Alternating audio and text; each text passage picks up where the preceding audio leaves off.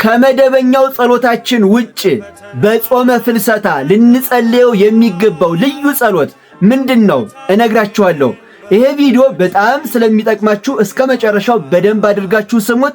እንደዚሁም ብዙ ሰው እንዲጠቀምበት ቪዲዮውን ሼር እና ላይክ እያደረጋችሁ ለብዙዎች እንዲዳረስ አድርጉት። ቻናሉን ደግሞ ሰብስክራይብ የምትለውን ጽሑፍና የደውል ምልክቷን በመጫን ቻናሉን ሰብስክራይብ አድርጉና ጀምሩት። 5 ሰከንድ ልስጣችሁ።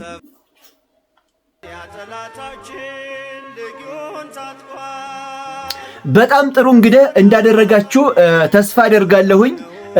አክብራችሁ ስላደረጋችሁ ደግሞ እግዚአብሔር እናንተንም ያክብራችሁ። እንግዲህ በጾመ ፍልሰታ ልንጸልየው የሚገባው ጸሎት ምንድነው ስንል በመጀመሪያ ያው መደበኛውን ጸሎት እንጸልያለን። መደበኛው ጸሎታችን ምንድነው? የዘወትር ጸሎት መዝሙረ ዳዊትና ውዳሴ ማርያም ማለት ነው። እንግዲህ ቅደም ተከተሉን እንግዲህ መዝሙረ ዳዊት ስንጸልይ ማለት ነው ያንዳንዱ ቀን 30 መዝሙር ሊሆን ይችላል፣ ያንዳንዱ ደግሞ 20 መዝሙር ሊሆን ይችላል። እነዚህ ቅደም ተከተሎችን በባለፈው የሰራው ቪዲዮ ላይ ማለት ነው ገብታችሁ ተመልከቱ። የጸሎት ቅደም ተከተል የሚል ቪዲዮ አለ። እዚያ ላይ ገብታችሁ በደንብ አድርጌ ሰርችላችኋለሁ። እዚያ ላይ ተመልከቱ። በዚህ በተለይ ደግሞ በዚህ በጾመ ፍልሰታ ስትጸልዩ እንዲያስቸግራችሁ ከየትኛው ቀድሞ ነው የትኛው የሚጸልየው የሚለው ማለት ነው እዚያ ላይ ገብታችሁ መመልከት ትችላላችሁ። እና መዝሙረ እንግዲህ በመደበኛው ጸሎታችን መዝሙረ ዳዊት እንደዚሁም ውዳሴ ማርያምና አንቀጸ ብርሃን ይወድስዋ መልካ ማርያም መልካ ኢየሱስ ነው። እና ነገር ግን በዚህ በጾመ ፍልሰታ የመዝሙረ ዳዊት ከጸለይን በኋላ ውዳሴ ማርያም ከጸለይን በኋላ እንደዚሁም አንቀጸ ብርሃንና ይወድስዋ መልካ ማርያም ከጸለይን በኋላ መልክዓ ፍልሰታ መጸለይ አለብን። መልክዓ ፍልሰታ ከመልክዓ ማርያም ጋራ ነው አብራ የምትጸልየው። መልክዓ ፍልሰታ ማለት ስለ ድንግል ማርያም ስለ ፍልሰቷ የሚያወሳ ምስጋና ነውና በቤተ ክርስቲያናችንም ከነሐሴ 1 እስከ ነሐሴ 16 ባሉት ቀናት ማለት ነው ማህሌት ሲገጥም መልክዓ ፍልሰታ አይቀርም። ለበዓታ ሊሆን ይችላል፣ ለልደታ እንደዚሁ ለገብረ መንፈስ ቅዱስ ለስላሴ ብቻ ከነሐሴ 1 እስከ ነሐሴ 16 ባሉ ቀናት ውስጥ ማህሌት ሲቆም ማለት ነው መልክዓ ፍልሰታ አይቀርም። ስለዚህ በፍልሰታ ውስጥ በጾመ ፍልሰታ ማለት ነው መልክዓ ፍልሰታ ልንጸልይ ያስፈልጋል። ምክንያቱም ስለ ድንግል ማርያም ስለ ፍልሰቷ የሚያወሳ ምስጋና ስለሆነ ማለት ነው። ስትጸልዩ የምትጸልዩት ከየት ቀጥሎ ነው? ከመልክዓ ማርያም ቀጥላችሁ መልክዓ ማርያም እንደጨረሳችሁ ቀጥታ ወደ ትገባላችሁ ወደ መልክዓ ፍልሰታ ማለት ነው። እንግዲህ ምናልባት የት ጋር እናገኛለን ካላችሁኝ መዝሙረ ዳዊት ላይ ላታገኙት ትችላላችሁ። እዚያ ላይ አታገኙትም። የት ነው የምታገኙት? መዝገበ ጸሎት ላይ ምናልባት ልታገኙት ትችላላችሁ። መዝገበ ጸሎት ላይ እርግጠኛ ስላልሆንኩ ነው እንትን ያላልኳችሁና መዝገበ ጸሎት ላይ ግን ሊገኝ ይችላል። ምክንያቱም ብዙ መልክዓ ስላለ እዚያ ላይ ማለት ነው።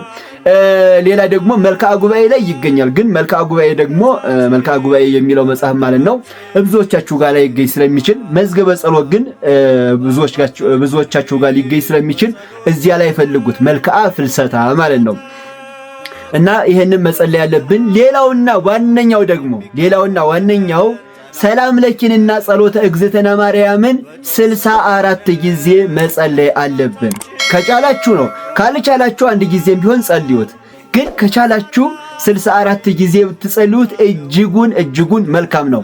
ምክንያቱም ራሱ ውዳሴ ማርያምን የደረሰው አባት ቅዱስ ኤፍሬም የጸሎተ እግዝእትነ ማርያምን ማለት ነው 64 ጊዜ ይጸልይ እንደነበረ የአንድምታችን የትርጓሜ አንድምታችን ማለት ነው መቅድሙ ላይ ተጽፎ እናገኛለን። የሉቃስ ወንጌል ምዕራፍ 1 ላይ ያለውን ወበሳድስ ወርህንና እንደዚሁ ጸሎተ እግዝእትነ ማርያምን ማለት ነው 64 ጊዜ ይጸልይ ነበረ። እና ይሄ ምስጋናዋ አልበቃ ሲለው ነው እንግዲህ ውዳሴ ማርያምን እባክሽ ግለጭልኝ ብሎ ማለት ነው ውዳሴ ማርያምን የደረሰው። ይወድስዋ እንግዲህ ወበሳድስ ወርህ የሚለው በይወድስዋ ውስጥ ታገኙታላችሁ። ይወድስዋ መላእክት ማርያምን በመንጦላይት ውስጥ ያመሰግኗታል የሚለው ማለት ነው ግዕዝ ለማትችሉ እና እሱ ላይ አለ ተካቷል ማለት ነው። ይችን ሰላም ለኪና ጸሎተ እግዝእትነ ማርያምን ግን እንደምንም አድርጋችሁ 64 ጊዜ መጸለይ አለባችሁ። ቅዱስ ኤፍሬም ለምንድን ነው 64 ጊዜ ጸሎተ እግዝእትነ ማርያምን ሲጸልይ የነበረው ሲባል በእመቤታችን በእድሜዋ ልክ ነው። በእድሜዋ ልክ እመቤታችን በዚህ ምድር ላይ የቆየችው 64 ዓመት ነው እና በእመቤታችን በእድሜዋ ልክ ቅዱስ ኤፍሬምም 64 ጊዜ እየጸለየ ያመሰግናት እንደነበረ የአንደበታችን ትርጓሜ መጽሐፍ ይናገራል ማለት ነው። ታዲያ ምናልባት 64 ጊዜ ስትጸልዩ አቆጣጠሩ እንዳያደናግራችሁ እንዳይዛባባችሁ ከፈለጋችሁ ይሄንን ጣታችሁን እንደ መቁጠሪያ መጠቀም ትችላላችሁ። ጣታችሁን እንደ መቁጠሪያ ለምሳሌ እግዚኦ መሐረነ ክርስቶስ ስንል ይሄ ቀኝ እጄ ነው፣ ቪዲዮ አጋጣሚ እንዳያዞርባችሁ ነው። እግዚኦ መሐረነ ክርስቶስ ስንል እነዚህ ስንት ናቸው? 12 ናቸው። ስለዚህ እነዚህን 12ቱን 5 ጊዜ ትዘልቁታላችሁ። 5 ጊዜ። ምክንያቱም 5 ሲባዛ በ12 ስንት ነው? 60 ይሆናል። 5 ሲባዛ በ12 ከዚያም በኋላ 5 ከዘለቃችሁ በኋላ ከዚያ 4 ትጨምሩበታላችሁ ማለት ነው። 5 ስትዘልቁት 5 በ12 60 ከዚያ 4 ሲጨምሩበት ደግሞ 64 ይሆናል ማለት ነው። ምናልባት ሰላም ለኪንና ጸሎተ እግዝእትነ ማርያምን የማታውቁ ሰዎች ካላችሁ እንደዚሁ ምናልባት አባባሉን የማታውቁት ካላችሁ በነገራችን ላይ ይሄንን በቃላችሁ ጭምር መያዝ አለባችሁ። ምክንያቱም ሰላም ለኪ ከብዙ ፈተና የምንድንባት ጸሎት ናት። ከብዙ ፈተና ያው እስከዛሬ እንትን ያላችሁ ታውቁታላችሁ። ምስክሮች በጣም ብዙ ሰው ምስክራልና አባቶቻችንም እንደ ቅዱስ ኤፍሬም በጣም ብዙ አባቶች ዛሬም በቤተ ክርስቲያን 64 ጊዜ ይጸልዩታል እና በቃላችሁ ያዙት። አባባሉን የማታውቁት በግዕዝ አባባሉን የማታውቁት ሰዎች ካላችሁ እዚህ ጋር ፎቶውን እየተመለከታችሁ ማለት ነው ተከታተሉኝ ልበልላችሁ ከሰላም ለኪ ጀምሮ ማለት ነው። በግዕዝ ነው የምልላችሁ። በአማርኛ የጸሎተ ሰላም ለኪ ትንሽ ናት። ዘወትር ጸሎት ውስጥ ታገኙታላችሁ። ጸሎተ እግዝእትነ ማርያምንም እዚያ ላይ ታገኙታላችሁ። እንደዚሁ በተለየ ደግሞ ጸሎተ እግዝእትነ ማርያምን በሉቃስ ወንጌል ምዕራፍ 1 ቁጥር 46 ላይ ታገኙታላችሁ እና በግዕዙ ልበልላችሁ፣ በደንብ ተከታተሉኝ። ሰላም ለኪ እንዘንሰግድ ንብለኪ ማርያም እምነ ናስተበቁአኪ እምአርዌ ነአዊ ተማህፀነ ብኪ በእንተሃና እምኪ ወኢያቄም አቡኪ ማህበረነ ዮም ድንግል ባርኪ ጸሎተ እግዝእትነ ማርያም ድንግል ወላዲተ አምላክ ተአብዮ ነፍስየ ለእግዚአብሔር ወትትሐሰይ መንፈስየ በአምላኪየ ወመድኃንየ እስመ ርእየ ሕማማ ለአመቱ ናሁ እምይእዜሰ ያስተበጽኡኒ ኩሉ ትውልድ እስመ ገብረ ሊተ ኃይለ አብያተ ወቅዱስ ስሙ ወሳህሉኒ ለትውልደ ትውልድ ለእለ ይፈርህዎ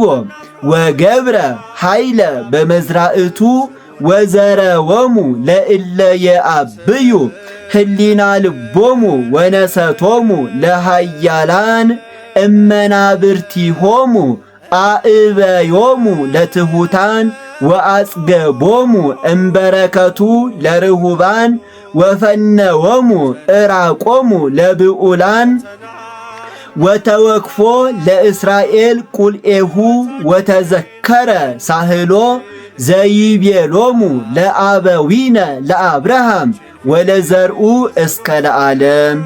እስከዚህ ድረስ ነው ማለት ነው። ስለዚህ እንደዚህ አድርጋችሁ በቃላችሁ ግዕዙን ራሱ በቃላችሁ ማጥናት አለባችሁ ማለት ነው። ስለዚህ በጾመ ፍልሰታ በደንብ አድርጋችሁ 64 ጊዜ ሰላም ለኪና ጸሎተ እግዝእትነ ማርያምን ጸልዩ።